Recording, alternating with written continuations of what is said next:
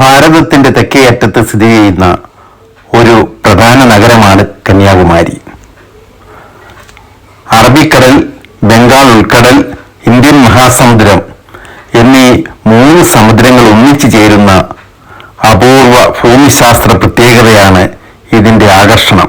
മഹാസമുദ്രങ്ങൾ 3 വശങ്ങളിലായി ചേർന്നൊഴുകുന്ന അതുല്യമായ ഭൂമിയിൽ സ്ഥിതി ചെയ്യുന്ന മഹാക്ഷേത്രമാണ് കന്യാകുമാരി ദേവീ ക്ഷേത്രം.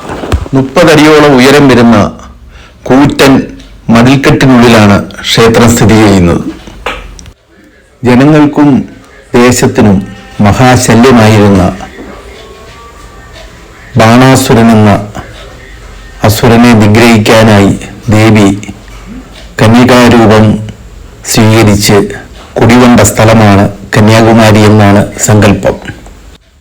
അതിനാൽ ഈ പ്രദേശം കന്യാകുമാരി എന്ന പേരിൽ അറിയപ്പെട്ടു തുടങ്ങി. സൂര്യാസ്തമയവും സൂര്യോദയവും ഒരേ സ്ഥലത്ത് നിന്ന് കാണാൻ കഴിയുന്ന അപൂർവമായ ദൃശ്യ സൗന്ദര്യം ഈ ക്ഷേത്രത്തിന്റെ പ്രത്യേകതയാണ്. അലയടിക്കുന്ന തിരകളുടെ മനോഹാരിതയും പ്രകൃതിയുടെ സൗന്ദര്യവും ഒപ്പം ദേവിയുടെ അനുഗ്രഹവും ഒന്നിച്ചനുഭവിക്കാൻ ഭക്തരായി ഇവിടെ എത്തുന്നവർക്ക് സാധിക്കുന്നു.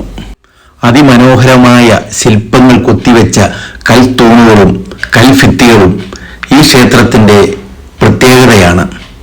വലിപ്പമേറിയ കൽപ്പാളികൾ ഉപയോഗിച്ചാണ് ക്ഷേത്രത്തിന്റെ മേൽക്കൂരകൾ നിർമ്മിക്കപ്പെട്ടിരിക്കുന്നത്. അതുപോലെ തറയിലും കല്ലുകൾ വലിയ പാളികളാക്കി മനോഹരമായി പാകിയിരിക്കുന്നത് കാണാം. ഒരേ സമയം കന്യാകുമാരി തീർത്ഥാടന കേന്ദ്രവും അതുപോലെ തന്നെ വിനോദസഞ്ചാര കേന്ദ്രവുമാണ്. ലോകത്തിന്റെ വിവിധ ഭാഗങ്ങളിൽ നിന്നായി ആയിരക്കണക്കിന് ആൾക്കാർ ദിവസവും ഇവിടെ എത്തുന്നു. ഈ പ്രദേശത്തിന്റെ ടൂറിസം വികസനത്തിന് ഇത് സഹായകമാവുന്നു. ഇവിടെ എത്തുന്ന ടൂറിസ്റ്റുകൾക്ക് താമസിക്കാനായി ധാരാളം ഹോട്ടലുകൾ, വീടുകൾ, അതുപോലെ തന്നെ ഡോർമെറ്ററികൾ എല്ലാം സംഘടനകളും വ്യക്തികളും ഗവൺമെന്റും ഇവിടെ ഒരുക്കിയിട്ടുണ്ട്. വിവേകാനന്ദ പാറ അല്ലെങ്കിൽ വിവേകാനന്ദ റോക്ക് മെമ്മോറിയൽ എന്നത് കന്യാകുമാരിയിലെ സമുദ്രത്തിന്റെ നടുവിലുള്ള ഒരു പാറക്കെട്ടിലാണ് സ്ഥിതി ചെയ്യുന്നത്. ഇവിടേക്കെത്താൻ ബോട്ട് സർവീസുകൾ ലഭ്യമാണ്. 3 മഹാസമുദ്രങ്ങളും സംഗമിക്കുന്ന ഈ വിശുദ്ധ സ്ഥലത്ത് ആത്മീയതയും പ്രകൃതി സൗന്ദര്യവും ഒന്നിക്കുന്നു. ബോട്ടിൽ നിന്നും ഇറങ്ങി പാറയിലേക്ക് പ്രവേശിക്കുമ്പോൾ സന്ദർശകരെ ആദ്യം ആകർഷിക്കുന്നത് വളരെ മനോഹരമായ ധ്യാന മണ്ഡപമാണ്. സൂര്യോദയവും സൂര്യാസ്തമയവും ഇവിടെ നിന്ന് കാണുന്നത് അതുല്യമായ ഒരനുഭവമാണ്. ആകാശം നിറയുന്ന നിറപ്പകിട്ടും സമുദ്രത്തിന്റെ തിരമാലകളും ചേരുന്ന ദൃശ്യങ്ങൾ സന്ദർശകരുടെ മനസ്സിൽ എന്നും നിലനിൽക്കും. 1892 സ്വാമി വിവേകാനന്ദൻ ഇവിടെ ധ്യാനം ചെയ്തിരുന്നു. ഭാരതത്തിന്റെ ആത്മീയ പുനരുജ്ജീവനത്തിന് ദിശാബോധം കണ്ടെത്തിയ ഈ സ്ഥലം ഇന്ന് അദ്ദേഹത്തിന്റെ സ്മാരകമായി നിലനിൽക്കുന്നു. ആത്മീയതയും സമാധാനവും തേടുന്ന ഏതൊരാൾക്കും ഒരു പ്രചോദനമായി ഈ സ്മാരകം നിലകൊള്ളുന്നു. തിരമാലകളുടെ സംഗീതത്തിനൊപ്പം മനസ്സിനെ ശാന്തമാക്കുന്ന ഒരു അനുഭവം. അതാണ് വിവേകാനന്ദ പാറ.